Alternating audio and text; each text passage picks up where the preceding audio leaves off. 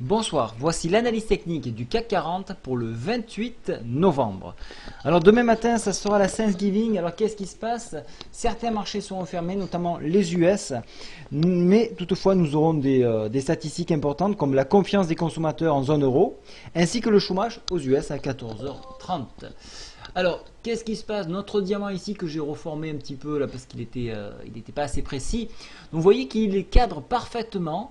On se trouve dans une zone, voilà, dans une zone comprise, alors de plus en plus étroite entre la MM20 ici et MM10 qui se trouve à 4277 et le point haut du diamant, mais je pourrais dire plutôt le haut de la Bollinger à 4308 points exactement. Vous voyez que le couloir est de plus en plus étroit, vous voyez.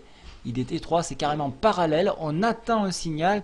Le signal pourrait venir peut-être plutôt lundi. Pourquoi lundi? Parce qu'on aurait passé les fêtes de Thanksgiving. Vendredi, le marché sera ouvert que partiellement. Donc on n'aura pas le temps d'avoir un marché qui s'exprime. Et on aura le retour pour le dernier rallye de fin d'année jusqu'au window dressing. Voilà, donc qu'est-ce qu'il faut s'attendre demain? Peu de volume, mais peut-être de la volatilité.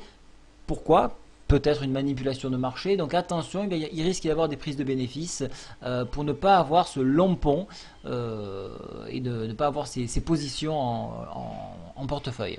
Donc alors pour les haussiers, le dépassement ici demain du diamant à 4294, vous voyez qu'il se réduit de plus en plus. Et on va avoir un échappatoire. Hein. Donc en dépassement par le haut, on ira chercher les 4308.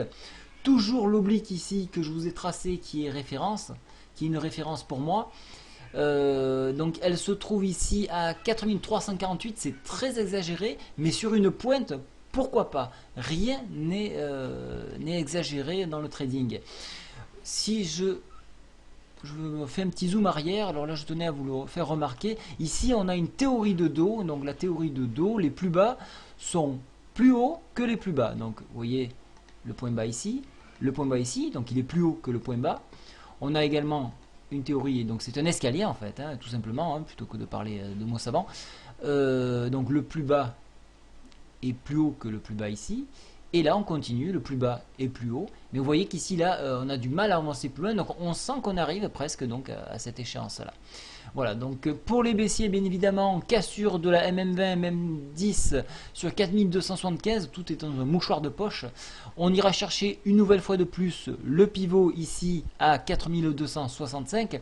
En enfoncement, pardon, on ira chercher la médiane de la fourchette Andrews ici, qui correspond également au bas de la Bollinger à 4244. Au niveau des indicateurs, le stochastique reste toujours haussier. La MACD hésite toujours, mais vous voyez bien que là, on est en train de commencer de partir vers le haut. C'est encore négatif, mais on est vraiment sur le edge, on est vraiment au milieu. Là, c'est difficile d'être plus positif que négatif. On est sur la tangente. Voilà. Donc pour demain, bon, bien évidemment, je donnerai les points clés. Donc pour le CAC et le DAX, puisque le Dow Jones et le SP 500 ne tourneront pas.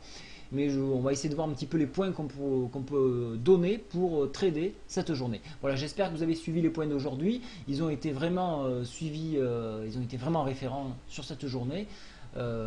Personnellement, je n'ai pas tradé sur un marché en attente du Thanksgiving.